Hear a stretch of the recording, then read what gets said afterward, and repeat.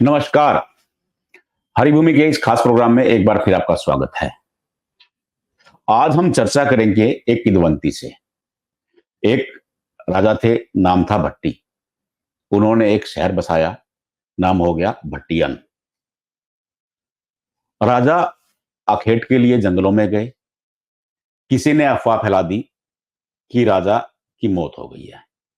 रानी ने तुरंत सती होने का फैसला लिया और वो सती हो गई। बाद में उस शहर का नाम बन गया रानिया।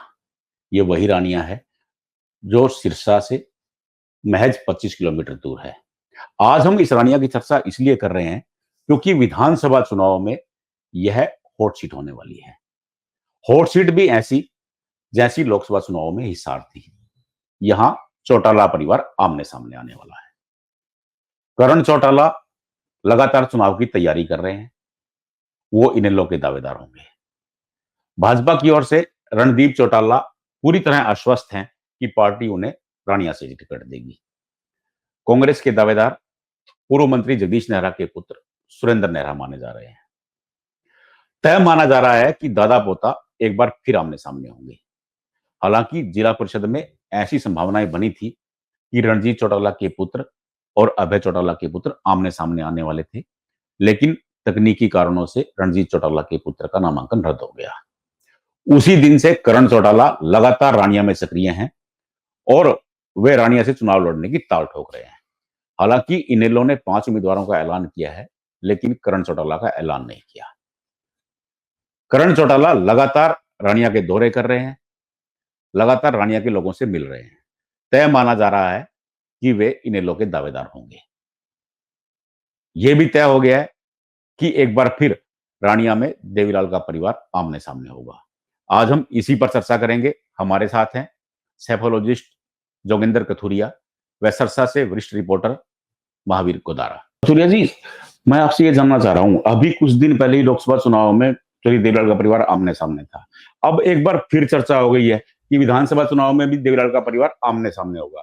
रानिया चौधरी रणजीत सिंह की सीट है। पिछली बार वो विधायक बने थे, बाद में उन्होंने अब इस्तीफा दे दिया लोकसभा चुनाव लड़ने के लिए। अगली बार तय मान रहे हैं कि वो लोकसभा चुनाव लड़ेंगे क्योंकि उन्होंने रानिया में प्रचार शुरू कर दिया अपना। विधानसभा चुनाव लड़ेंगे। उधर से अभय चौटाला के पुत्र करण चौटाला वहां अपनी तैयारी शुरू किए हुए हैं। अभी अभय चौटाला ने ऐलान नहीं किया है, लेकिन तय माना जा रहा है कि करण रानिया से चुनाव लड़ेंगे। क्या एक बार फिर देवीलाल का परिवार आमने सामने होगा, पोता दादा के सामने आ जाएगा? बिल्कुल हो सकता है, क्योंकि जो आईएनएलडी का थोड़ा बहुत वोट बैंक बचा हुआ है, वो सिरसा ही ऐसा एकमात्र जिला है जिसकी लगभग 5 सीटों पर 10,000 प्लस का वोट बैंक आईएनएलडी के पास बचा हुआ है। तो उसमें एक रानिया सीट भी अहम सीट है। यहाँ पर अभय सिंह चौटाला अपने सुपुत्र करण चौटाला को मैदान में उतार सकते हैं। पिछली बार भी रणजीत चौटाला, जो कई बार हारने के बाद विधायक बने, कई सालों बाद उन्हें विधायकी नसीब हुई, फिर उन्हें मंत्री पद भी नसीब हुआ, तो उसमें कहीं ना कहीं आईएनएलडी और ओम प्रकाश चौटाला का रहनुक्रम था। कहीं ना कहीं वो सेटिंग करके ही इस चुनाव को जीत पाए थे। यदि इस बार वो सेटिंग नहीं हो पाई तो मुश्किलात खड़ी हो सकती हैं रणजीत चौटाला के सामने। कोदारा जी, आप क्या कहते हो कि एक बार फिर देवीलाल परिवार की जंग का गवाह बनने वाला है रानिया? बिल्कुल पंडित जी, इससे पहले भी आज नहीं जो देवीलाल परिवार आमने सामने हो चुका है। अगर आप 1996 में रोडी हल्का की बात करें तो पूर्व मुख्यमंत्री ओम प्रकाश चौटाला के सामने रणजीत सिंह कांग्रेस की टिकट पर चुनाव लड़ चुके हैं और अब एक बार फिर उस तरह के आसार बनते जा रहे हैं। रानिया में आप अगर बात करो तो करण चौटाला रानिया विधानसभा क्षेत्र के जिला परिषद के जोन नंबर 4 से इस समय पार्षद है और वे जिला परिषद सिरसा के चेयरमैन भी है। और थोड़ा मैं आपको बता दूं, जब जिला परिषद के चुनाव हुए थे तो बिजली मंत्री के सुपुत्र गगनदीप सिंह ने भी जोन नंबर 4 से नामांकन दाखिल किया था, लेकिन तकनीकी कारणों के कारण वो रद्द हो गया और उसके बाद बिजली मंत्री ने अपना एक समर्थक करण चौटाला के सामने उतारा, लेकिन करण चौटाला चुनाव जीत गए और उसके बाद दादा पोता में राजनीतिक बयानबाजी तलखियां भी बढ़ गई। और अब जी। जब से जिला परिषद के चेयरमैन बने हैं कर्ण चौटाला, वो रानिया में निरंतर सक्रिय है और ये तय है अगर भाजपा की टिकट पर बिजली मंत्री इस बार रानिया से चुनाव मैदान में आते हैं तो आईएनएलडी से कर्ण चौटाला का मुकाबला सीधा-सीधा उनसे होने की उम्मीद है। गोदारा जी, कांग्रेस की तरफ से जगदीश नेहरा के पुत्र बहुत सक्रिय हैं वहां पे, सुरेंद्र नेहरा। आपको लग रहा है कि कांग्रेस के दावेदार वो हो सकते हैं? बिल्कुल मजबूत दावेदार हो सकते हैं और पंडित जी मैं आपको थोड़ा पूर्व की सियासत के उसमें ले जाऊं तो चौधरी देवीलाल और चौटाला परिवार के सामने अगर सिरसा जिला में कांग्रेस का कोई बड़ा चेहरा टिक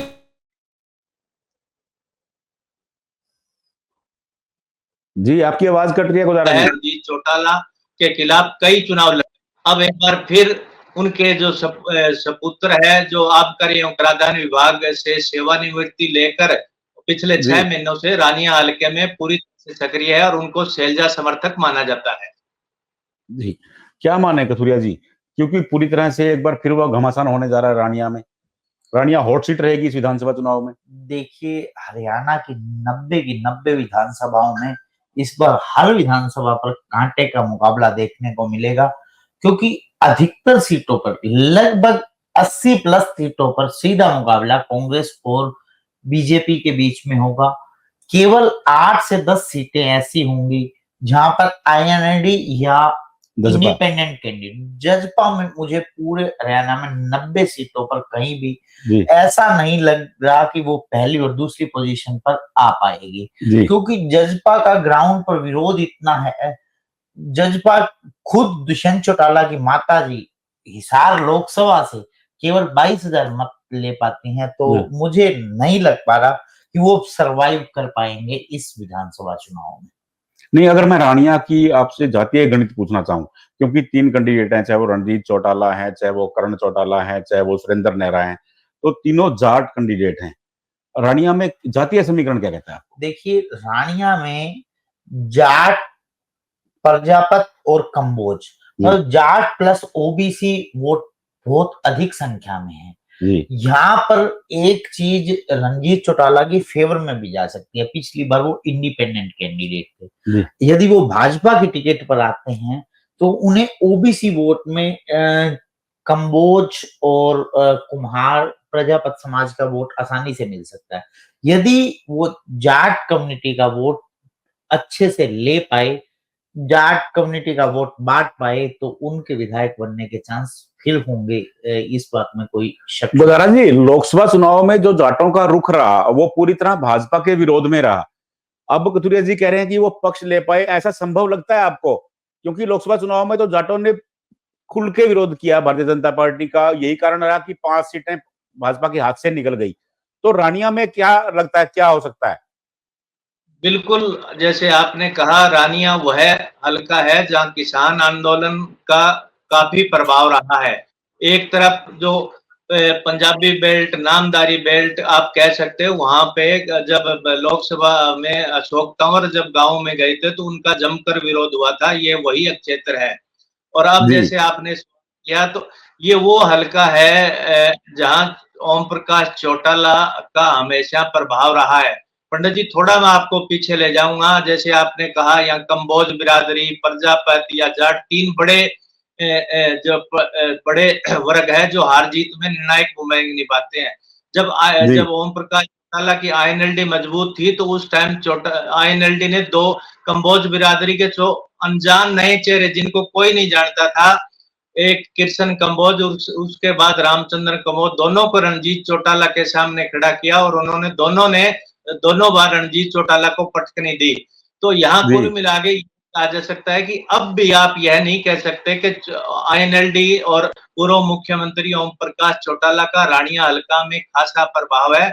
और थोड़ा सा मैं आपको पीछे लेके जाऊं, जैसे कथूरिया जी ने भी कहा पिछली बार जैसे ही आईएनएलडी में टूट हुई तो कोई मजबूत उम्मीदवार नहीं था और जो रणजीत सिंह निरंतर 32 सालों से हार रहे थे तो उनके प्रति सहानुभूति राजनीतिक पुल हुआ, ओम प्रकाश चौटाला का उन पर आशीर्वाद रहा और वो निर्दलीय चुनाव मैदान में उतरे और जीतकर विधायक बने।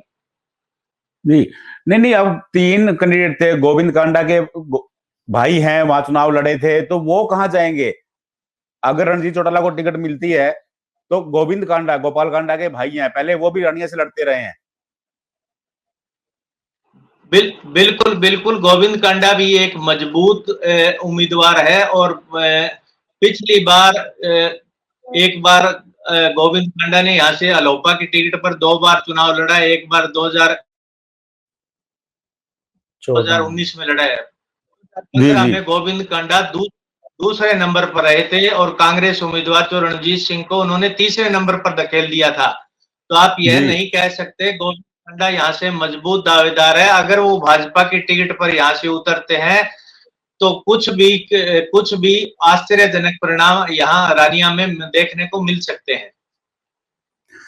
कतुरे जी, आपको लग रहा है कि गोविंद कांडा, गोपाल कांडा आजकल भाजपा के खासम खास हैं, तो वो भाजपा की टिकट से चुनाव लड़ चुके हैं इलाहाबाद से अभय चौटाला के सामने, अगर वो होंगे कैंडिडेट रानिया में, या रणजीत सिंह ही होंगे? देखो, भाजपा सोशल इंजीनियरिंग का पूरा ध्यान रखती है। मुझे लगता है कि एक नॉन जाट चेहरा भाजपा अपने टिकट पर जरूर, पहले तो ये देखना होगा कि गोविंद कांडा भाजपा की टिकट पर ही चुनाव लड़ना चाहते हैं या हलोपा की टिकट पर।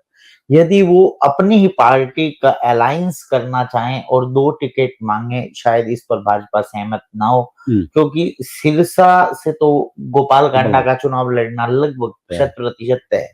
उसके बाद एक ही परिवार से 2 बंदे लगा लो, इनको इलाहाबाद या दूसरा ऑप्शन रानिया बचता है। यदि इलाहाबाद से गोविंद कांडा को उतारा जाता है तो फिर मीनू बेनीवाल, जो पिछले काफी समय से भाजपा में शामिल हुए हैं और काफी सालों से वहां मेहनत कर रहे हैं, तो वो कहाँ जाएंगे? अब भाजपा क्या करती है, ये भाजपा की इंटरनल रणनीति पर भी डिपेंड करेगा कि वो 2 बढ़िया प्रत्याशी यहाँ से उतारेगी सिरसा जिले से, या फिर किसी अन्य बिरादरी का उम्मीदवार उतारेगी, या रणजीत चौटाला पर दाव, और ज्यादा चांस रणजीत चौटाला पर दाव खेलने। गोविंद कांडा पिछली बार इलाहाबाद में अभय चौटाला के सामने लड़े थे, तो क्या इस बार भाजपा उन्हीं पर दाव खेलेगी इलाहाबाद में, या मीनू बेनीवाल आ गए हैं अब पार्टी में, या मीनू बेनीवाल पर? गोविंद कांडा, गोपाल कांडा की इलाहाबाद में सक्रियता कम हुई है, तो वहां पर जिस तरह के सियासी समीकरण बन रहे हैं, उससे मीनू बेनीवाल ही आज के दिन भाजपा के सबसे मजबूत दावेदार है। जी जी जी, शुक्रिया गुदारा जी, शुक्रिया कथुरिया जी, आपका भी बहुत बहुत धन्यवाद। आपको हमारा ये प्रोग्राम कैसा लगा? अगर प्रोग्राम अच्छा लगे तो अपनी प्रतिक्रिया जरूर दें। आपकी प्रतिक्रियाएं हमारा मार्गदर्शन करती हैं। चैनल को सब्सक्राइब करें, शेयर करें। नमस्कार।